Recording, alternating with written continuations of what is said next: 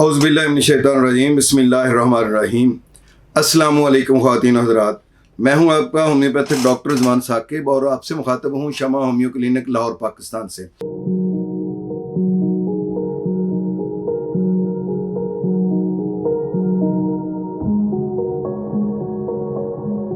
आइए आज बात करते हैं कि ये जो मौके हो जाते हैं जिनको मसे कहते हैं या वार्ड्स कहते हैं, ये क्यों होते हैं, इनकी वजूहात क्या हैं और इनका होम्योपैथी में इलाज क्या है। देखें, ये भी एक स्किन की डिजीज़ है और बाज़ गोभी के फूल की तरह के मसे होते हैं, बाज़ कांटों की तरह नुकीले होते हैं, बाज़ दफ़ा गुच्छों की सूरत में होते हैं, बाज़ दफ़ा पूरी पीछे से गर्दन भरी हुई होती है। तो जहाँ पर भी मॉइस्चर हो और गर्मी हो, हीट हो, वहाँ ये स्किन के अंदर वायरस जो है वो जल्दी पेनिट्रेट करता है, जहाँ जज़्ब हो जाता है और वहाँ पे ये एक मसे की सूरत में बाहर निकलता है। तो ये जो गर्मी और खराश यानी कट, ये दो चीज़ें, और मॉइस्चर ये तीसरी चीज़, ये तीन चीज़ें जो हैं जहाँ पे जमा होती हैं वहाँ मसा अक्सर बनता है। तो इसके लिए आप देखें कि जो हजाम की जो उस तरह की इन्फेक्शन है उससे बड़ी जल्दी मसे बनते हैं। यहाँ मसे बने होते हैं, जो ही वो ख़त करवाते हैं या शेव करवाते हैं तो वो मुंह मसों से भर जाता है। उसकी वजह अक्सर क्या होती है? पहली बात तो यह है कि हजाम के हाथ के इन्फेक्टेड हाथ जो होता है पहले से, जो उसके ऊपर जो मुख्तलिफ़ किस्म के बैक्टीरियाज लगे होते हैं और वो जब रेज़र को इस्तेमाल करता है तो वहाँ पे जिल्द में खराश पैदा होती है। और मज़े की बात यह है कि वो वहाँ पे गर्म पानी भी लगाता है, नीम गर्म पानी से पहले उस स्किन को नरम करने के लिए वो पानी लगाता है। पानी लगाने के बाद फिर वो रेज़र लगाता है। तो अब वहाँ पे खराश भी पैदा हो गई, वहाँ पे मॉइस्चर भी पैदा हो गया, वहाँ पे हीट भी पैदा हो गई, तो वहाँ पे मोके ज़्यादा निकलते हैं। आप देखें कि अक्सर लोगों की गर्दन मोकों से भरी होती है। अक्सर जो मर्द हैं उनके यहाँ पर मोके होते हैं, या अगर वो शेव करवा रहे हैं तो उनके पूरे जो है ना चेहरे पर मसे बन जाते हैं।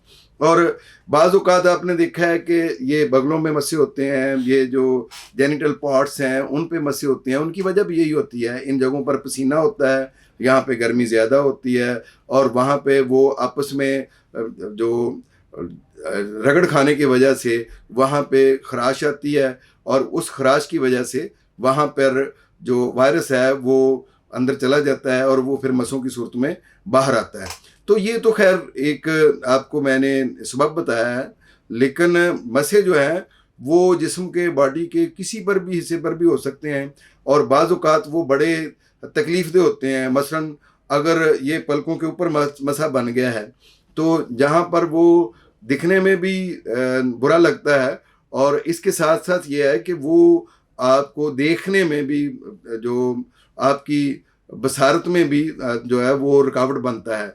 इसके अलावा होंठों पर मसें का बन जाना और नाक पर मसे का बन जाना, नाक के अंदर मसे का बन जाना, फिर मकद के अंदर मसों का बन जाना, पेनिस के ऊपर मसे का बन जाना, ये चीज़ें भी तकलीफ़देह भी होती हैं और बदनुमा भी होती हैं और बाज़ औक़ात आपके जो ज़िंदगी के मामूलात हैं उनको भी डिस्टर्ब करती हैं।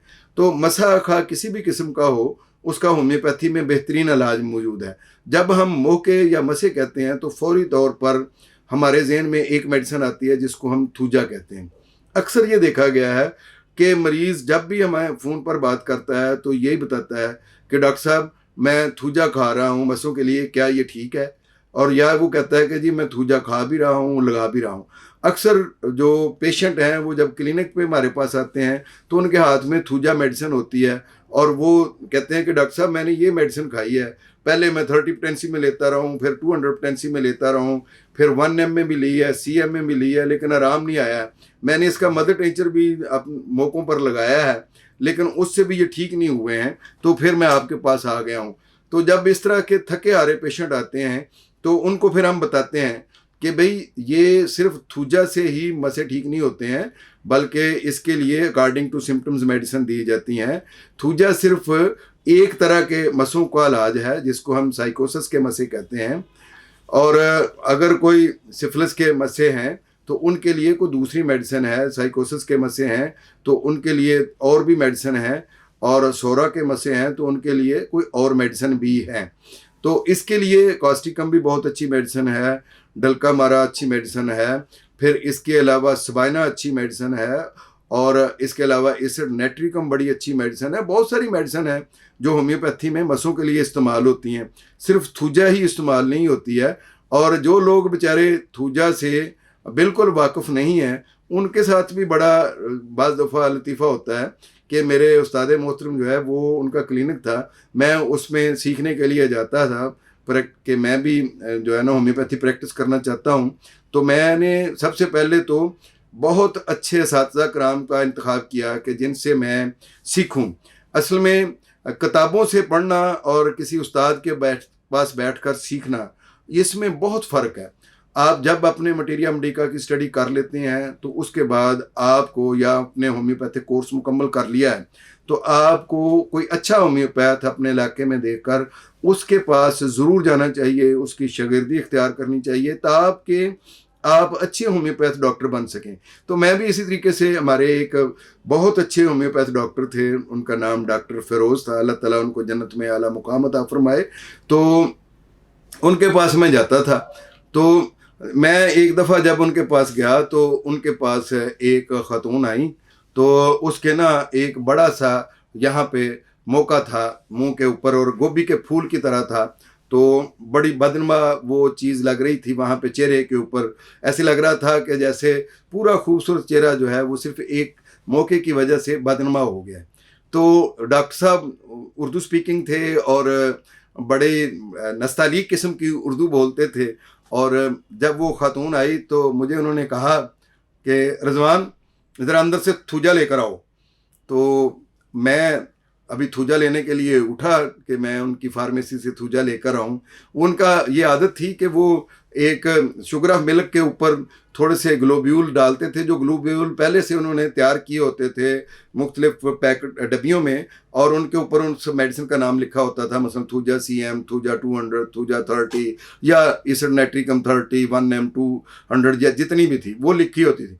वो मैं उठा कर लाता था ग्लोब्यूल, और वो वहाँ टेबल पर पड़ी हुई एक जो पर्ची है वो उठाते थे कागज़ की, और उसको टेबल पर रख कर उसके ऊपर थोड़े से जो शुगर ऑफ मिल्क डालते थे और चंद दाने जो उन ग्लोब्यूल्स के डालते थे जो मेडिसिन के थे। तो वो पेशेंट से कहते थे कि जी बस इसको ज़ुबान के नीचे डालकर चूस लें, और बस इसके बाद आप जो है 1 महीने के बाद आएँ और फिर मुझे बताएं कि आपका ये मर्ज़ ठीक हुआ है कि नहीं हुआ।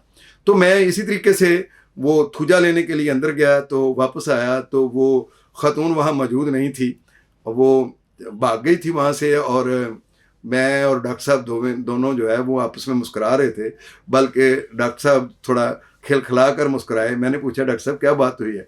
कहते हैं उसने थूजा से मुराद ये समझिए शायद कोई डंडा शंडा है, जो लेकर आएगा वो डॉक्टर साहब का डिस्पेंसर या असिस्टेंट, और वो मेरे इस जो मौके पे मारेंगे और मौका जो है वो ख़त्म हो जाएगा, या कोई ऐसी चीज़ है, कोई ऐसा हथियार है जिससे ये मौका काटने लगे। वो डर के भाग गई है। असल में जिन लोगों को थूजा का पता है वो भी उसका गलत इस्तेमाल करते हैं, जिनको थूजा का पता नहीं है वो इसके बारे में डरते रहते हैं। थूजा सिर्फ होम्योपैथी की मेडिसिन नहीं है जिससे मौके ख़त्म होते हैं, इसकी 20 मेडिसिन है होम्योपैथी की जिनके ज़रिए से आपके जिस्म पर निकलने वाले मौके ख़त्म हो सकते हैं। आप होम्योपैथी को आजमाएं, अल्लाह के फजल से जिस्म के किसी भी हिस्से पर किसी भी साइज़ में मौके हैं, कितने ही ज़्यादा क्यों नहीं हैं, आपको हैरत अंगेज़ तौर पर रिजल्ट मिलेगा और चंद ही दिनों में मौके ख़त्म हो जाएंगे। बहुत शुक्रिया। अल्लाह हाफिज़। अस्सलाम वालेकुम।